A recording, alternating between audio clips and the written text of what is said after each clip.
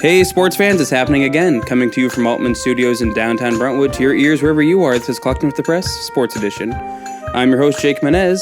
Normally I have Kyle Szymanski with me here, but this week he's on vacation, so joining me today are Kaitlyn Gleason and Rootin' Tootin', Melissa Van Rooten. Hey there. And we're going to let Melissa start us off with a national story about hockey. Well, I do love me some hockey. San Jose Sharks traded defenseman Jacob Middletown to the Minnesota Wild for goalie Kaapo Kähkönen, along with the 2022 fifth-round draft choice. This led some to speculate that the Sharks goalie James Reimer would also be on the move. Quote, "It's trade deadline day. I've been through 12 of them by now, and you never know what's going to happen," Reimer said. "You care, but you can't control it. So you just sit back and let it happen and see what happens by the end of the day."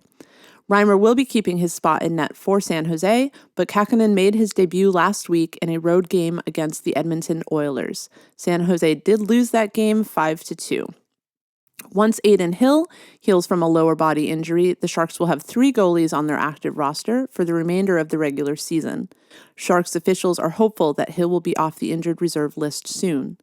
The Sharks take on the Colorado Avalanche tonight in Colorado. Puck drop is at 6 p.m., and then on Saturday, the Sharks will be back home to face the Dallas Stars. So hopefully, I'm not sure when Kähkönen is starting, the next time. I'd have to look that up. Sharks aren't really my team. I'm a Bruins fan. I knew it. I'm an East Coast girl. Got a shout out to my Bruins, although they lost miserably to the Toronto Maple Leafs yesterday. They're vying for third place for the playoffs, and so they had moved into the third place spot. And then the Leafs beat them, which took them back out of the third place spot. So hopefully for the rest of the regular season, we can outplay the Leafs well enough to at least get... we still have the wild card spot. Now, we in this case is the Bruins and not the Sharks, right? Yeah, sorry, I've moved on to the Bruins. I'm far more knowledgeable about the Bruins than the Sharks. When the Bruins and the Sharks played against each other. Now, mind you, the only knowledge I have about hockey is just enough to say that I'm a fan, and that's just because I'm from the Bay Area. But when the Bruins and the Sharks played, the Bruins won, didn't they? Yes, they did. I was there, 10 rows back from the ice. It was amazing. So with that, I'm going to go ahead and lead us down into high school sports for a little bit. But before we get into any specific stories, I'd like to go over some of the all-stars for some sports. Mainly we have girls and boys basketball and then girls and boys soccer. I'm only going to list the MVP and then the first team because going farther than that, that's just a lot of names to list. So that being said, let's start with girls basketball. So the most valuable player, according to BVAL, was Amanda Muse. And then for the first team, you have Veronica Gordon of Freedom, Elia Flukas from Freedom, Gabby Martini from Heritage, Madison Perea from Liberty, and PJ Allen from Pittsburgh. For boys basketball, the most valuable player was Miles Lawrence from Liberty. And for the first team, you have Julian Costa from Liberty, Yannick Nuifo from Heritage, Dominic Andrews from Antioch, Daniel Vigil from Freedom, and Devin Carson from Deer Valley. For girls soccer, the MVP was senior Michaela Yancey from Heritage. And for first team, you have Madison Del Prado from Heritage, Jaden Sanders, also from Heritage, Sabrina Rogers and Carly Lewandowski, also from Heritage, and Peyton Hoover from Liberty, Riley Stiglich from Liberty, Brooklyn Pierce, and Paulina Gutierrez from Freedom, Angelina Bond from Pittsburgh, Isabella Evers-Morin from Pittsburgh, and Alexia Dubon from Deer Valley. For boys soccer, we have MVP Josue Hernandez Villeda from Pittsburgh. And then also on the first team, we have Guillermo Hernandez Para from Pittsburgh, Jesus Lua Amaya from Pittsburgh, Samuel Moreno also from Pittsburgh, Robel Siam from Heritage, Conrad Faulkner also from Heritage, Grant Ogden from Heritage, Ernesto Martinez from Liberty, Elias Castro from Freedom, Daniel Gonzalez from Antioch, and Angel Sandova from Deer Valley. And those were the all-star teams for soccer and basketball. Great job playing your heart out to all the students. I know it can be tricky to balance sports and schoolwork. Well, not only that, but since they're coming back from, pandemic seasons, and they're starting to have to play regularly now, being able to get back into it and making MVP or just making it into the all-star teams, because there were more. There was also honorable mentions, there was second teams, and all of those to all of the players who made those teams. Just congratulations on a job well done this season. 100%. Yeah, I think the pandemic, this being the first season after pandemic, is crucial to a lot of these sports. I'll talk about it a little bit later in the episode. But Kyle and I sat down with Coach Hartwig, the Heritage football coach who went to Super Bowl, Joe Mixon, and he was talking about he's assistant coach now.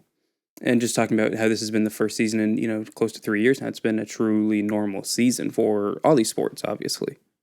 Yeah, so you got a lot of seniors who are not just playing catch up, but really doing their best to have that great last season that kind of got stagnated a little bit by the pandemic. Well, because, figure if a kid's a senior this year, they would have been, a sophomore when the pandemic started? Yeah. So it really does unfortunately, robs them of a lot of the opportunity as an athlete to participate in those high school sports. Yeah, which just means that all the work that they've put in is that much more impressive. Exactly. So moving on to baseball, we're 12 games into the season, and the Freedom Falcons are 7-5 following a 2-1 loss to Berkeley at their most recent game. Head coach Kevin Evanston is attributing their strong start to both their pitching and their defense. Junior Sean McBroom came into the season as the ace of the Freedom pitching staff. In 32.1 innings, he struck out 41 batters, has allowed 26 hits, only 4 walks, and has an ERA of 1.08. Senior Shane Denny and junior Trevor Carmignani are second and third on the team in innings pitched with 26 and 11 respectively. Both have sub 4.0 ERAs, with Carmignani at 3.18 and Denny at 3.77. And defensively, senior center fielder Michonne Cole has been the leader with 33 putouts. And just overall, they're clearly a very strong team in both those categories. I know 12 games in doesn't seem like we're very far into the season, but again, just hitting on what we were talking about before with the whole pandemic element of seasons as well. It just is, having this team that's already seems to be fairly well built. What's nice about the Freedom Falcons is that, they're kind of on the upswing for rebuilding their team, and along with having, a really good pitching lineup, which is really important in baseball, because as good as your defense can be, your defense can be tired out if your pitching isn't all that it should be. But also, on the offensive side, they have some pretty good hitters this year that make it to this way. They have a really good rhythm going right now, and I'm kind of excited to see how most of it plays out later. Yeah, and I can't hammer it home enough. I was talking about how a kid who's a senior this year would have been a sophomore when the pandemic started, so would have played a couple of weird seasons. Well, you have to think that when everything shut down at the beginning of the pandemic, they lost their entire baseball season. So effectively, sophomores that year will have missed 2 full baseball seasons. And so now coming back, there is that need to kind of rebuild and again, learn how to play together and, both offensively and defensively. No, I fully agree. And that's, to that point, Michonne Cole, who they're calling kind of their leader right now, is a senior, and he would have, played his last regular season as a sophomore. Yeah. So to, stay... He wouldn't have. It would have been as a freshman. Because we shut down right at the start of baseball season. Right. You're right. Mamma mia. So that's to think about. Well, if anyone would, like to express their support for the Freedom Falcons, I know that they are having their opening BVAL game against the Antioch Panthers on April 7th on 4 p.m. in the Antioch field. So hopefully that the Freedom Falcons do well. I'm also a fan of the Antioch Panthers. They just have a special place in my heart because I know I've met a lot of the coaches there. So good luck to both teams. Talking a little bit though about, sports events kind of coming up in April, there is a 5K that's coming up on April 16th. So for a little bit of context, in June of 2021, 16-year-old Matias Rogers, a high school track and cross-country star who'd become a friend to many in the community, passed away in a car accident on Sellers Avenue. Soon after, a vigil was hosted in Matias' honor, where his life and career as a runner were celebrated by both his family and the East County community. Now it's almost a year later, and we have the opportunity to celebrate and remember Matias through the Miles for Mayo 5K being hosted in Veterans Park on April 16th. It is set to start at 9 a.m., and it is open to anyone who wishes to attend, be it if you're going to run or even if you're just going to walk it. Ron Rogers, Matias' father, he said that Matias would want this event to be inclusive of anyone who would like to participate, so all are welcome and there is no limit. All runners, walkers, volunteers, and audience members are welcome to come out to Veterans Park in support of Matias. We are taking registration up through the morning of the run, which starts at 9 a.m. For anybody who would like to register, you can visit www.milesformayo.org. And they are also still taking donations for support of it if you would like to participate in that way instead of having to walk or run in the event. Yeah, I think that's great. I mean, first off, 5K is what I think a little over 3 miles. 3.1. Thank you. But you're going to be there at the event, right? I did register to run. I can't stand cardio, but I was like, I've done a 5K before. I figured I would do it again, but even more so, I was the reporter that kind of covered Matias' story when it all happened in June of last year. It was actually the first front cover story I ever wrote was about Matias. And so it's kind of got that place in my heart where, I really do want to see this 5K do well because I want to see this person who had such a great impact on the community be remembered. And so I'm going to go to the 5K, probably going to walk, maybe jog for like 2 minutes because I'll convince myself I could do it and then quit. Jogging won't get the race. I'll quit jogging and I'll walk for the rest of the way. But I'm looking forward to being able to cover this story. Now, have they implied that it's going to be an annual event or is this going to a one and done? They said they would like to do it annually. Okay. One of the struggles, because I was talking to Ron Rogers about it, one of the struggles he said is that they did most 5Ks, you start planning like with at least a year in advance, right? And they didn't really start planning this till towards the end of 2021. And so they just had a lot less time to work out all the details that most 5Ks have a whole year to plan out. And so he said that, he's really glad that it's coming together this year, but he definitely looks forward to being able to have an entire year to plan the event and gather more sponsors and, really market it, earlier on. We're fortunate enough that we kind of have 5Ks pretty regularly in this area. There's a turkey trot in November. We have the New Year's Day one as well. Now we've got, if this one does truly become an annual event, those are 3 that I know of for sure. Yes. Within the 6-month span. Well, it kind of covers 3 out of the 4 seasons. Right. Yeah, true. Nobody wants to run in summer because it's 100+ degrees. Yeah. Well, because one thing that I also know is that the reason why the 5K is being hosted on April 16th instead of June 16th, because June 16th was the day of the accident, is that April 16th was actually Matias' birthday. So he would be 17 this year. And so it's they get to kind of commemorate him in that way, which is why I just really want this to work out for the family. Well, in Brentwood, if there's no other thing that they're really great at is it's coming together as a community. Absolutely. They're very good at supporting each other when it really matters. So we're going to do a pivot now. We're going to talk about Heritage's girls softball team. They were in Sparks, Nevada on March 25th and 26th at the Reed tournament. And they're just crushing it. They went 3-1-1, netting them second place in the tournament overall. But they're just one of the top ranked teams in the state right now going into the season. And so much like Freedom's baseball team, like we were talking about, the Patriots went on to show their depth in pitching. So pitching again was a big element of their victory. Heritage's number 1 starter, senior Casey Aguinanga, appeared in 3 games. Over 11 innings, she struck out 15 batters, surrendering only 4 walks, 4 hits, and 1 earned run for an 0.64 ERA. The number 2 pitcher, Alyssa Suarez, got into 4 games. She struck out 11 hitters in 11 innings and allowed 13 hits, but only 2 walks and 3 earned runs for an ERA of 1.91. Head coach Ron Rivers was quoted as saying, "I was just hoping that the girls would grow so we were peaking at the end of the year. Nobody wants to peak early. It gave some of the non-starters a chance to go play, and they did really well. I can take a tie and a loss early in the year to prepare for the end of the year." Actually, I was going to use that as a segue to talk about the interview I did with Coach Hartwig. Kyle and I both did it last week, so it'll come out on Tuesday for everybody listening. But, he coached Joe Mixon at Freedom before moving on to Heritage. And so when Joe Mixon went to the Super Bowl at this most recent one, he invited Hartwig to go with him. And so we talked about his experience there. We talked about just, what impressive teams we have in this area. Because Joe Mixon obviously isn't the only local alumni to go on to play professionally. Mm-hmm. And even this season, he's not the only one.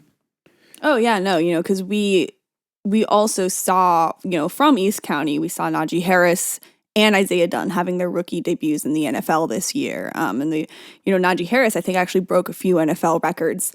So there is kind of just that precedent of, in football especially, but also in other sports, just this precedent of, athletes just going really far and doing very well for themselves. Yeah, and I don't want to, I could be misquoting this, it'll come out on Tuesday, like I said, but I believe, Coach Hartwig, Kevin had said that Freedom alone has produced 3 or 4 different, NFL athletes over the years. And that's not counting Labor Day, it's not counting Heritage, obviously. So just whatever's happening here, whether it's coaching, which that's a lot of what he attributed to, just, having a strong staff for coaching. Really, the programs out here clearly work. Mm-hmm. Speaking of good players and athletes in the East County area, I did want to introduce one other thing that I had actually seen posted. The city of Brentwood is partnering with Junior Giants to host an 8-week-long season this summer, free to all participants. Junior Giants will provide uniforms, equipment, and fun prizes to participants. Everyone is welcome, ages 5 to 13, and the season is the week of June 13th through August 7th. There will be practice on Monday or Wednesday, and games will be on Sundays for everybody. The site is the Sunset Park Athletic Complex on Sunset Road in Brentwood. Registration can be done online and opens on Monday, April 4th. To sign up, go to www.gojrgiants.org. And they're also looking for volunteers to coach and be team support staff as well. So that is a great opportunity if you have a younger kid who is looking to get into playing. I mean, you can't beat the price with a stick, right? It's free. And it sounds like they're really, they celebrate diversity, the flyer says. All are welcome to play. So definitely kind of a chance to get your feet wet if your kid is interested in baseball or softball. Yeah, no, the Junior Giants, I think, is a terrific organization. I'm speaking off the cuff here, so I don't have the information in front of me. But last year I'd written a story about a player she had been on the Junior Giants for a few years. Her family had experienced, a couple of hardships, and the team had kind of really rallied around her, and they awarded her, I believe, a scholarship. And I'm so sorry, I'm blanking on the name right now. Like I said, I'm doing off the cuff here. But you can find the story on thepress.net. But just type in Junior Giants. But no, just a great community resource. It's just very, number one, free, which is, great for families of all, income types. But in addition to that, just it provides a great sense of community, a lot of life skills, because a lot of what happens on the field obviously can be applied to life: perseverance, tenacity, resilience, all these sort of things that are, skills for the sports, then, can certainly be applied to life off the field as well. And so I think having those sorts of resources are terrific for that reason. Yeah, it's definitely a very supportive place for, families that maybe can't afford, Little League, because I know that can get super expensive. Well, between, you maybe get a uniform shirt, right, when you sign up, and then having to go out and buy all the additional equipment that goes along with whatever sport it is. It adds up quick. And then, multiply that by however many kids you have playing sports. So this is a fantastic opportunity to provide everything for you. Plus, it's a learning league. So do they provide equipment too? I believe that's what it said. Let me go back. That's pretty good, because I remember, because my family one time, we used to do all those little league sports, and when we did little league softball, and we would go to Sports Authority to get a baseball bat, we found bats that were like $300, and my dad was like, "She is 11. Do you have something that's just, made of aluminum that she can swing?" That makes me even more grateful to programs like this that are more low key, that they are kept local, but they give that opportunity to go and learn and play and experience what it's like to be on a team, to play the sport, to try it out. And again, that price tag, man, you can't beat it with a stick. Can't beat it with a baseball bat. Yes, but that's kind of where we are as far as stories. The one thing I will do is I'll tease a story that's coming up probably in next week's episode. Is I just got word this morning that the former Roddy Ranch Golf Course, Surrey Golfers, is now being retooled by the East Bay Regional Park District and the East Contra Costa County Habitat Conservancy.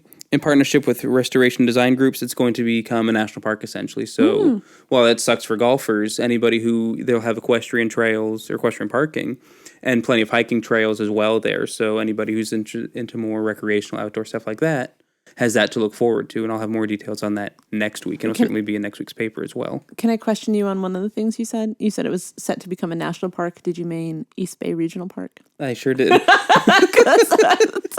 As a grown-up now, my sport is hiking and backpacking. And so if you haven't been out on the East Bay Regional Park trails, I just want to give a little shout out. It's a fantastic way to enjoy the beautiful weather we're having and to get in some good exercise and take in some really beautiful scenery. Could not have said it better myself. With that final thought, that's the episode, everybody. If you want to keep up with these stories and more, you can follow us at www.thepress.net or by downloading our free app from your preferred app store. You can also follow us on social media at thepress.net on Facebook or follow this podcast on Instagram and Twitter at thepressclockedin. Questions, comments, compliments, send them to jake@brentwoodpress.com. I want to thank Kaitlyn Gleason and Melissa Van Rooten once again for filling in for Kyle this week. Until next time, this is Jake Menez, Kaitlyn Gleason, and Melissa Van Rooten. Clocking out.